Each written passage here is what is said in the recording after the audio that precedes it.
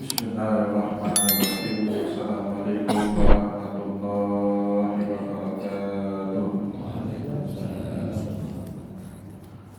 Alhamdulillah, alhamdulillahilladzi ja'ala al-ilma taharatan lin-nufus wa nuran lil-basair wa hadiyan ilal jannah.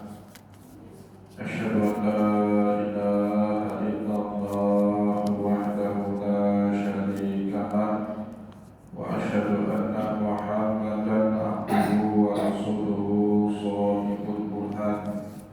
Allahumma shalli wa sallim ala rasulika karim Muhammad sallallahu alaihi wasallam wa ala alihi wa ashabihi wa man tabi'ahu bi ihsanin ila yaumiddin. Tsumma amma ba'du. Puji dan syukur senantiasa dan tidak pernah bosan-bosannya kita panjatkan kehadiran Sang Maha Pencipta Allah Subhanahu wa Ta'ala, yang mana dengan limpahan karunia-Nya, rahmat-Nya, hidayah-Nya, serta anugerah-Nya kepada kita semua, kita kembali masih diberi kesempatan, kesehatan dan usia panjang oleh Allah untuk sama-sama dan senantiasa mengabdikan diri kita di jalan-Nya dengan menjalankan segala perintah-Nya dan menjauhi semua larangan-Nya. Salawat diringi salam juga tidak pernah lupa pula kita haturkan kepada junjungan alam Nabi besar Muhammad sallallahu alaihi wasallam, di mana beliau telah bersabda dalam sebuah hadis, "Man salaka tariqan yaltamisu fihi ilman sahalallahu lahu bihi tariqan ilal jannah." Barang siapa yang meniti satu jalan untuk menuntut ilmu agama Allah, maka niscaya Allah Subhanahu wa Ta'ala mudahkan baginya jalan menuju ke surga-Nya Allah.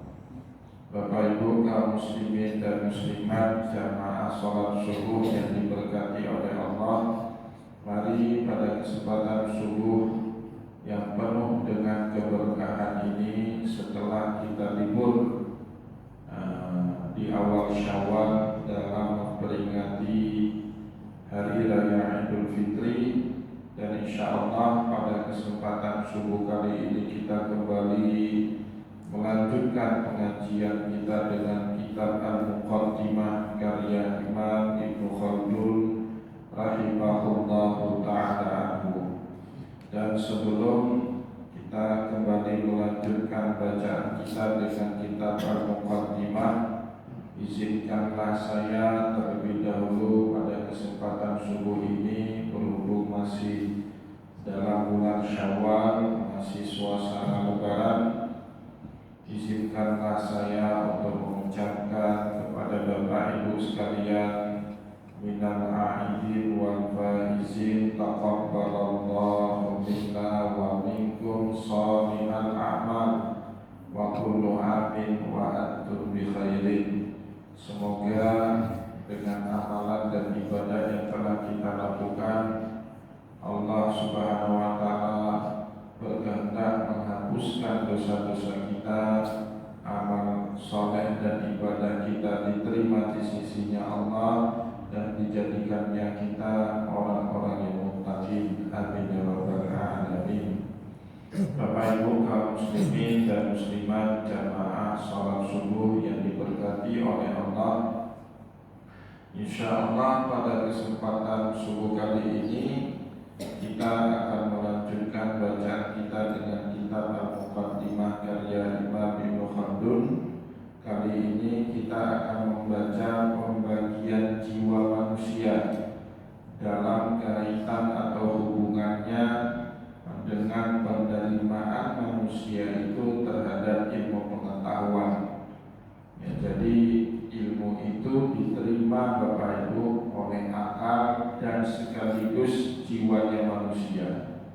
Dan Allah Subhanahu wa Ta'ala telah memberi kapasitas wadah yang berbeda-beda dari satu manusia dengan manusia yang lain dalam kesanggupannya menerima berbagai macam ilmu pengetahuan yang dalam keyakinan Islam segala macam ilmu pengetahuan itu sumbernya dari Allah Subhanahu wa Ta'ala. Mau ilmu agama, mau ilmu yang berkaitan dengan duniawi, semuanya. Mau ilmu yang boleh dipelajari sampai ilmu yang bahkan dilarang untuk kita pelajari, seperti ilmu sihir, ya. Baik ilmu yang dengan ilmu itu kita bisa membangun peradaban manusia, atau bahkan juga sekaligus dengan ilmu itu kita menghancurkan peradaban umat manusia, seperti ilmu militer, ilmu membunuh, ilmu menghancurkan, ya. Semuanya dalam akidah kita umat Islam sumbernya adalah Allah Subhanahu wa Ta'ala. Dalam Asmaul Husna kita mengenal Allah, memperkenalkan dirinya Al-Alim Al-Khabir, Maha mengetahui, Maha pakar, Al-Bahir. Bahkan ilmunya Allah tidak ada yang bisa menandingi siapapun itu. Dalam sebuah syair, Imam Al-Waqi, gurunya Imam Syafi'i, memberitahu kepada Imam Syafi'i, wa'lam bi annal ilma nurun, ketahuilah oleh kita semua ilmu itu adalah nurun, cahaya. Wa nurullah la yahdil lil asi, dan cahayanya Allah tidak akan pernah diberi kepada orang-orang yang mendurhakai Allah. Namun demikian Bapak Ibu yang dimuliakan oleh Allah, kapasitas manusia dalam menerima dan menampung ilmu dari Allah Subhanahu wa Ta'ala berbeda-beda, dari satu manusia yang satu dengan manusia yang lain, ya. Jadi beda-beda kapasitas kemampuan manusia. Maka sebenarnya sangat tidak benar, ya, kalau kita meyakini premis ini Bapak Ibu, bahwa manusia satu dengan manusia yang lain punya kapasitas yang berbeda-beda, punya minat dan bakat yang berbeda-beda dalam ilmu pengetahuan. Terus di sekolah-sekolah kita, sistem penilaian dan pendidikannya masih disamaratakan semua. Maka jangan heran Pak, kalau bapak-bapak, ibu-ibu menemukan teman kita dulu di SD yang bodoh, tiba-tiba setelah masuk perguruan tinggi dia yang paling pintar. Karena perguruan tinggi itu kan sudah mengerucut, ya, pembidanan sesuai minat dan bakat. Anak yang masuk ke teknik kimia memang minatnya di situ, berbeda dengan anak yang kuliah di prodi jurusan bahasa Inggris, memang minatnya di bahasa Inggris. Tapi dulu waktu kita di sekolah Bapak Ibu, kita yang gak pintar bahasa Inggris pun dipaksa untuk pintar bahasa Inggris, dipaksa untuk pintar matematika, dipaksa untuk bisa biologi, dipaksa juga untuk menguasai bahasa Indonesia. Padahal minat dan bakat kita ada di situ, minat dan bakat kita di olahraga misalnya. Jadilah kita anak bodoh, tupai disuruh berenang, bodoh tupai itu. Ikan disuruh meloncat, jadi bodoh ikan itu. Jadi ikan itu tetap akan menjadi hebat selama dia masih di dalam air. Sedangkan tupai terus akan menjadi raja selama dia berada di atas satu pohon ke pohon yang berikutnya. Jadi Bapak Ibu yang dimuliakan oleh Allah, dengan sistem pendidikan seperti kita sekarang ini, jangan terlalu khawatir kalau nilai anak-anak kita itu buruk. karena boleh jadi nggak di situ minat dan bakat dia, ya. Minat dan bakat dia itu misalnya nggak ada pelajarannya di sekolah, ya. Padahal dia pintar sekali berkarya, menggambar, bahkan kelak gambarnya, desain dia, desain baju dia itu menjadi desainer yang sangat terkenal di dunia bahkan. Tapi karena nggak ada kan kurikulum pelajaran menggambar, ada Pak di sekolah, muatan lokal, bukan pelajaran utama. Padahal di zaman sekarang Bapak Ibu, orang yang pintar gambar itu bisa dihargai dengan sangat tinggi oleh masyarakat, ya. Nah, itu diyakini betul oleh para ulama Islam, kapasitas manusia dengan manusia yang lain dalam menerima ilmu pengetahuan dari Allah berbeda-beda, Bapak Ibu, ya. Jadi jangan pernah kita menyamaratakan manusia itu sama seperti kemampuan kita. Saya pernah dapati satu orang mahasiswa, Bapak Ibu, menurut saya ilmu ini gampang. Sampai karena anggapan itu ketika saya berusaha menjelaskannya, si mahasiswa itu tidak bisa, sempat emosi kita, kamu kok ini aja nggak bisa, ya. Tetapi anak itu padahal tidak di situ minat bakatnya. Walaupun gampang menurut kita karena minat dan bakatnya tidak di situ, sebetapa kuat usaha kita menjelaskan ilmu tersebut kepada si anak, tetaplah bukan suatu perkara yang mudah bagi seorang anak untuk menerima ilmu pengetahuan tersebut, ya.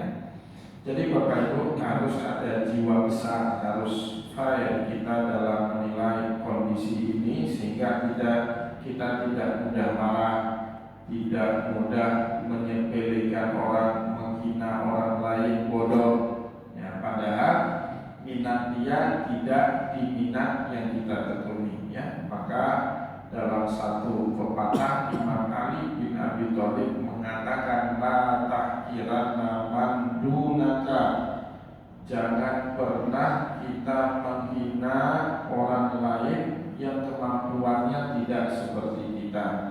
Fa inna likulli imri'in maziyah, setiap manusia punya keistimewaannya masing-masing, ya. Jadi kita tidak boleh menghina. Bahkan Bapak Ibu, tukang manjat kelapa pun tidak bisa kita hina karena kita tidak punya skill manjat kelapa seperti yang mereka miliki, ya. La tahkiranna man dunaka fa likulli imri'in maziyah, jangan pernah kita menghina orang lain, ya, yang tidak seperti kita, karena masing-masing manusia diberikan kelebihannya sendiri-sendiri oleh Allah Subhanahu wa taala. Wa nufusul basyariyatu ala salasati asnafin. Di dalam kitab Muqaddimah Imam Ibnu Khaldun, beliau menjelaskan jiwa manusia dalam kapasitasnya menerima ilmu dari Allah bisa dikategorikan ke dalam 3 kelompok sifat. Yang pertama, Bapak Ibu yang dimuliakan oleh Allah, sinfun ajizun bil tabai anil rusuli ilal idraki ruhani. Sinfun atau sifat ataupun kelompok yang pertama, ajizun bil tabai anil rusuli ilal idraki ruhani, sifat jiwa manusia yang secara naturalnya lemah untuk dapat menerima dan memahami berbagai macam ilmu yang bersifat spiritual. Nah, jadi ilmu dari kelompok yang pertama ini Bapak Ibu hanya sebatas apa yang bisa diamati oleh indrawi, hanya sebatas apa yang bisa dibuktikan dalam kehidupan nyata, empirik disebutnya. Ini jenis ilmu pengetahuan yang pertama, dan kebanyakan kita pada hari ini Bapak Ibu, ilmu dan kapasitas yang kita miliki ini pada kelompok yang pertama ini, ya. Secara natural Bapak Ibu, manusia itu lemah untuk memahami peristiwa-peristiwa spiritual yang dapat dan bahkan sering dialami oleh orang-orang seperti Nabi dan Rasul dan juga bahkan para walinya Allah. Nah, mereka dengan mudah memahami semua peristiwa spiritual, walaupun peristiwa spiritual itu di luar kemampuan akal manusia untuk mencernanya. Sedangkan kebanyakan manusia pada umumnya, kata Imam Ibnu Khaldun, jenis ilmu yang mereka miliki ini masuk pada kategori yang pertama, ajizun bitabai anil usuli ilal idrakir ruhani. Secara natural mereka tidak punya kemampuan untuk memahami segala macam peristiwa yang bersifat spiritualisme. Fayanqati'u fil harakati ilal jihati sufla nahwal madarikil hissiyati wal khayaliyati. Nah, maka Bapak Ibu, terputuslah gerakan ilmu bagi manusia pada umumnya itu ilal jihati sufla, pada jenis yang rendah. Nah, ini ilmu yang rendah, kata Imam Ibnu Khaldun. Jadi kenapa kita selama-lamanya tidak pernah bisa menjadi nabi? Karena Allah tidak menfutuhkan, tidak membukakan keluasan, kelapangan untuk kita memahami segala macam peristiwa yang di luar nalar, peristiwa yang bersifat spiritual. Kemampuan ilmu manusia itu harakatuhu ilal jihati sufla, gerak ilmu. Jadi ilmu itu Bapak Ibu bergerak. Kalau Bapak Ibu menyelami lebih dalam kehidupan kita, gerak ilmu pengetahuan yang ada dalam diri, yang ada dalam pikiran kita itu dari satu hari dengan hari yang lainnya terus bergerak, terus berubah. Apa yang dulu kita sukai sekarang boleh jadi tidak lagi menjadi kesukaan kita. Ya. Saya yakin Bapak Ibu dulu saat masih berusia 10 tahunan sukanya main sepeda, ya, sukanya jalan sana jalan sini. Sekarang ketika sudah masuk 60 tahun, 70 tahun diajak goes sama anak muda, Bapak Ibu akan menjawab, kakek kuing dari jamukan. Sudah capek saya kayu sepeda dari dulu, kamu baru hidup kemarin. Ya, kenapa kok terjadi perbedaan kesukaan? Ya tadi, pengetahuan manusia itu terus bergerak sesuai dengan keadaan diri dan sekitarnya. Dulu kita suka bersepeda waktu kita kecil, kemanapun gak nyadar Pak, bahkan sampai ke Syakwala, sampai ke Krum Raya, sampai ke Loka kita bersepeda. Sekarang disuruh bersepeda, sudah bersepeda 1 bulan nggak bisa jalan kalau bersepeda. Nah, jadi berbeda, bergerak. Ilmu pengetahuan manusia itu Pak, kalau kita sadari lebih dalam lagi, ternyata dia hidup dalam diri kita. Dia enggak statis, ya. Dia terus berinovasi sesuai dengan kemauan manusia meningkatkan kapasitas diri. Nah, itu Bapak Ibu, kenapa Nabi kita melarang kita berhenti belajar. Dan betul, ada ayat Al-Quran kan di dalam surat Yasin itu kan, wa minkum may yuraddu ila ardhil umri bikaila ta'lama ba'da ilmi syai'an. Ada manusia Pak, nanti usia tuanya kembali seperti anak-anak, lupa ini lupa itu. Wa man nu'ammirhu nunakishu fil khalqi, yang sudah diberikan usia panjang sama Allah, juga kemampuan pikirnya, kemampuan fisiknya menyusut. Supaya kemampuan fisik kita tidak menyusut, disuruh apa kita? Bergerak, beraktivitas, berolahraga. Supaya kemampuan akal kita ini tidak jawai, tidak jongko, tidak pikun, disuruh apa kita? Disuruh terus belajar. selama kita terus mau belajar Bapak Ibu, kemampuan otak kita itu masih stabil, tetap akan sehat walaupun usia lanjut. Jadi usia itu akhirnya hanya sebatas ukuran angka, tidak akan pernah mampu menyusutkan fungsi dari anggota tubuh kita kalau kita disiplin mengikuti aturan-aturan agama. Cuman kan nggak semua kita itu disiplin, Pak. Kadang-kadang malas membaca, malas belajar. Ya, sekali waktu saja bagi bapak-bapak yang sudah berusia tua, berusia sepuh, malas belajar, malas berolahraga, pasti ada fungsi dari tubuh kita yang menyusut. Pasti ada fungsi dari akal kita yang memorinya itu menyusut. Maka harus terus dilatih menurut Rasulullah Sallallahu Alaihi Wasallam. Maka sahabat-sahabat Nabi yang beraktivitas, dulu sahabat Nabi Anas bin Malik itu wafat usianya 115 tahun tanpa ada satu fungsi fisik dan otaknya melemah. Beliau perawi hadis, ya, tiap hari ngajari hadis, nggak ada satupun kemampuan otak beliau yang menurun kapasitasnya, mampu tetap mengingat sampai di usia tuanya. Ada di antara kita Pak 70 tahun saja sudah pikun. Kenapa? Karena tidak pernah mau dilatih dengan belajar kapasitas otaknya.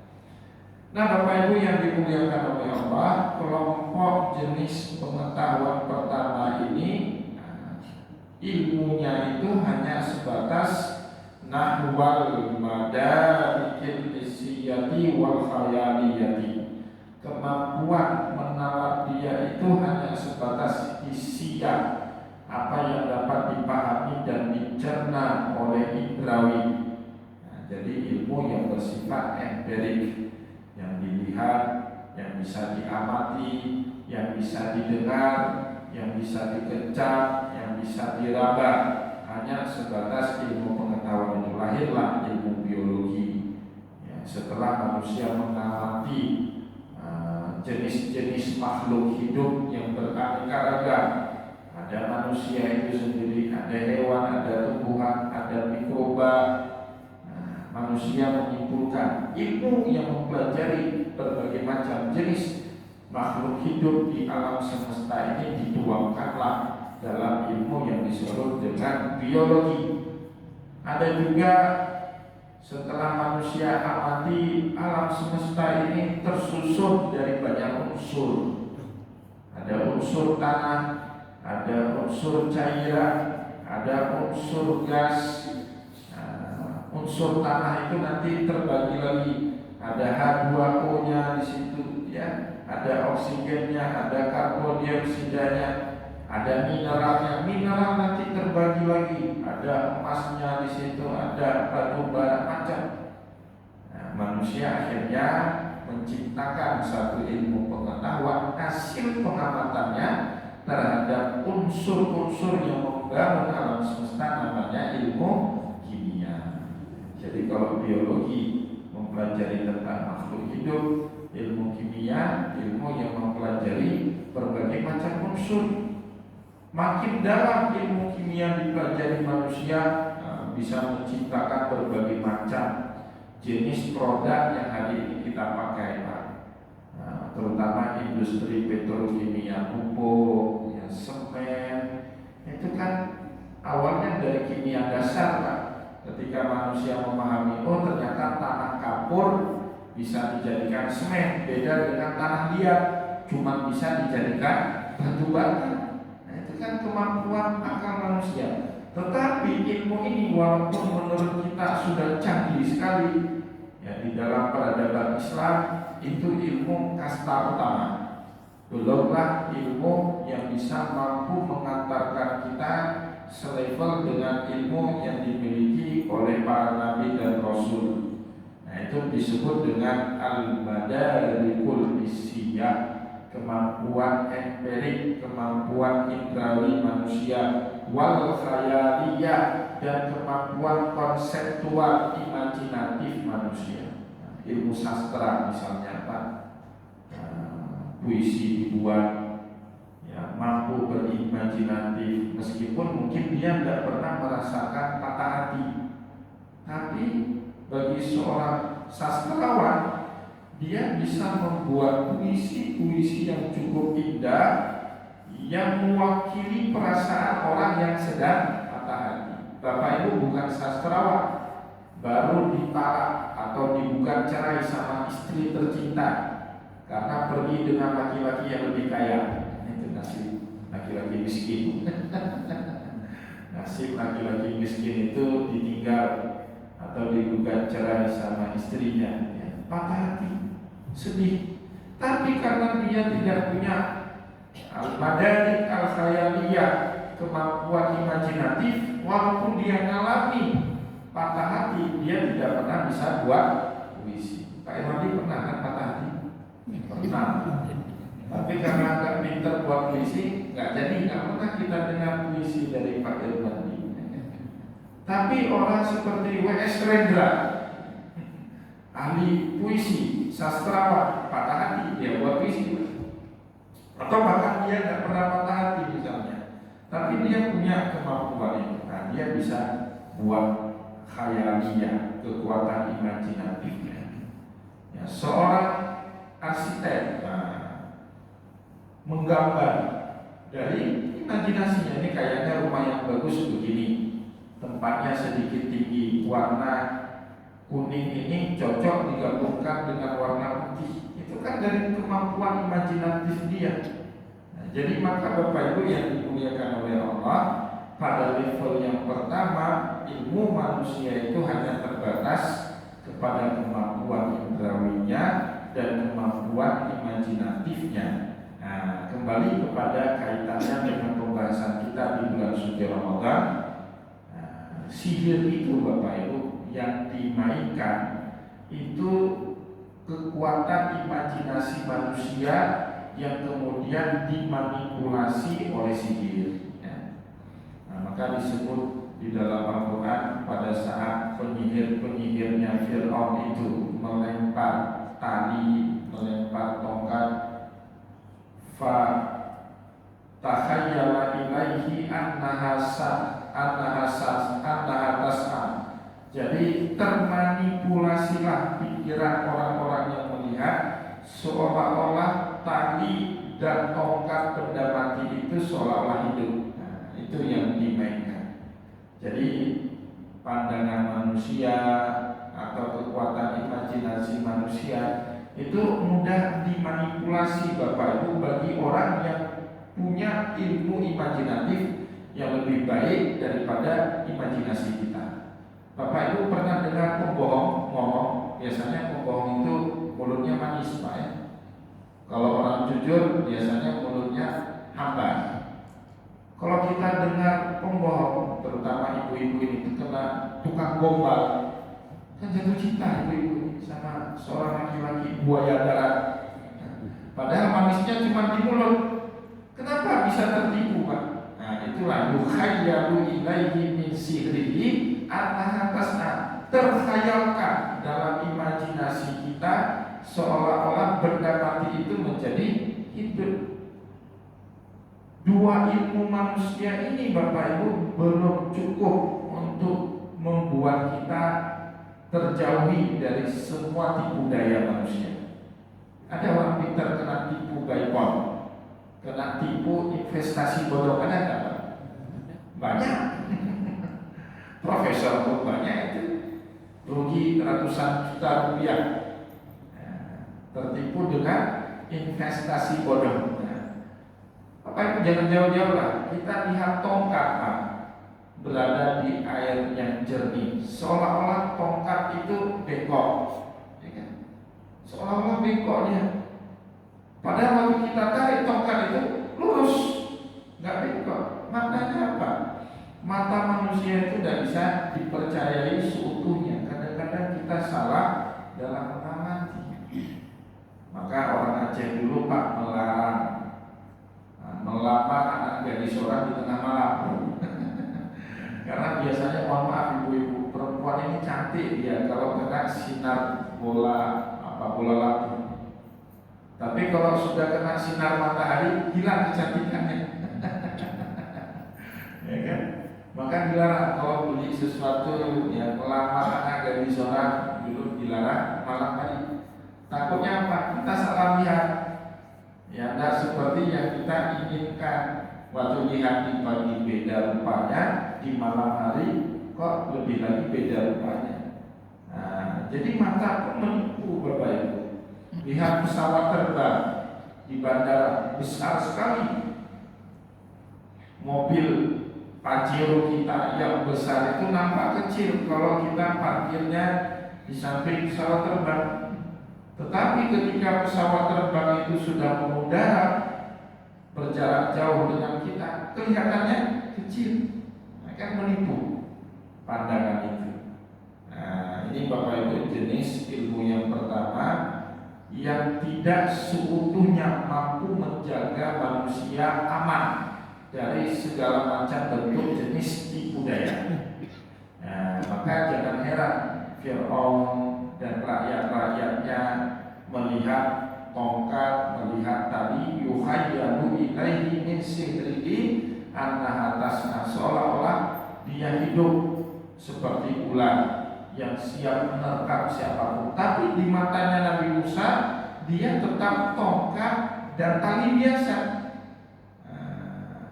Maka Allah fa'auhayna ila Musa an alqi as-sah, kami wahyukan kepada Musa kemudian untuk melempar tongkatnya. Karena mukjizat Nabi Musa itu kan gak main sihir, Pak. Dia mukjizat itu dari Allah. Tongkat Nabi Musa itu berubah benar materinya menjadi ular sesungguhnya.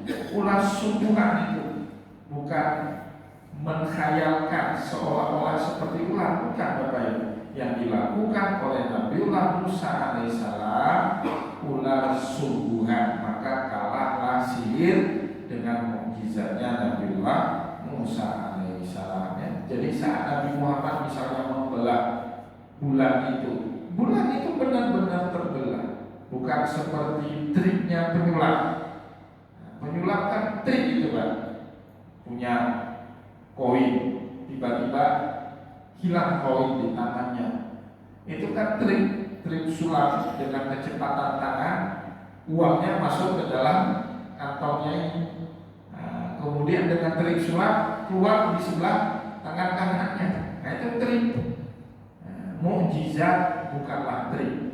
Dia memang sesungguhnya membelah bulan ketika Allah Subhanahu wa taala mengizinkan mukjizat itu terjadi pada diri seorang nabi. Bapak Ibu kaum muslimin dan muslimat yang dimuliakan oleh Allah, itu ya yang membedakan sihir dengan mukjizat. Ya, sihir ini level pertama juga ya Bapak Ibu, sama seperti ilmu pengetahuan saintifik. Ilmu pengetahuan yang hari ini kita pelajari di sekolah seperti biologi, bahasa itu kan pengamatan manusia, bagaimana cara manusia yang satu berkomunikasi dengan manusia yang lainnya, supaya komunikasinya lancar dalam susunan kata juga harus dimasukkan ke dalam kalimat, itu harus jelas mana subjek, objek. Amatan itu kemudian dibuatkan rumus-rumus aturannya di dalam ilmu bahasa. Dalam bahasa Inggris ada namanya grammar, dalam bahasa Arab adanya ilmu nahwu dan sharaf. Nah, itu kan hasil pengamatan indrawi.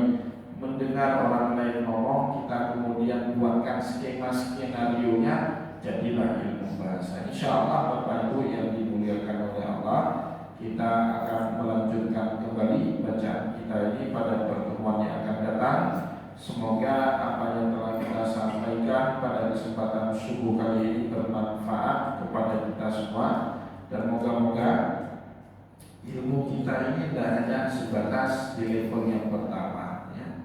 Moga-moga suatu hari kelak kita juga bisa naik level ke dalam level yang kedua, ke dalam level yang ketiga, dengan kesungguhan kita dalam beribadah dan beramal soleh. Insya Allah dengan itu kita bisa naik level ke tahap berikutnya. Semoga apa yang telah kita sampaikan pada kesempatan subuh ini bermanfaat